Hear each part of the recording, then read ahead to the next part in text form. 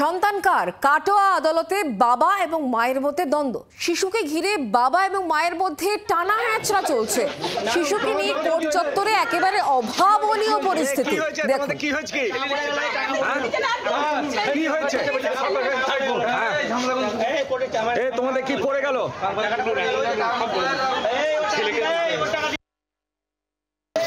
আমার কাছে আছে 9 মাস। হ্যাঁ, ওর মা খারাপ, ও একটা ছেলের সাথে সম্পর্ক ছিল। হ্যাঁ, যাইলে ও পালিয়ে যায়। যাই কি করতে রাইট ছিল ছেলের, ছেলে যার কাছে যাবে তারই হবে। হ্যাঁ, ছেলে বললে আমি পাপা কাছে থাকবো, মা খারাপ। জজ আমাকে ও দিয়েছে, ছেলে আপনার জজ রায় দিয়েছে। রায় দিয়েছে।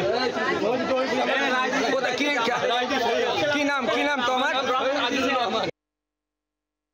ছেলে আমার কাছে আছে 9 মাস। হ্যাঁ, ওর মা খারাপ, ও একটা ছেলের সাথে সম্পর্ক ছিল। হ্যাঁ, 8 বছরের বাচ্চা, তার মা যদি অন্য একজনের সাথে চলে যায়, সেটা বাচ্চাটার ক্ষেত্রে কতটা ইফেক্ট দিতে পারে সেটা তার বাচ্চাটার মানসিক দিক থেকে বোঝা যায়। সেক্ষেত্রে ম্যাজিস্ট্রেট তার একা ঘরে বাচ্চাটাকে থেকে তার জবানবন্দি হয়। সেই জবানবন্দি শুনে ম্যাজিস্ট্রেটের মনে হয়েছে যে না, বাচ্চা বাবার কাছেই ভালো থাকবে, এবং বাচ্চার বাবা তিনিও বলেছেন যে বাচ্চার মাও আমার সাথে এসে থাকুক। সেই বাচ্চার অধিকার বাবার হাতেই তুলে দিয়েছেন মহামান্য আদালত। কোন কোর্ট কোটা? ম্যাডাম,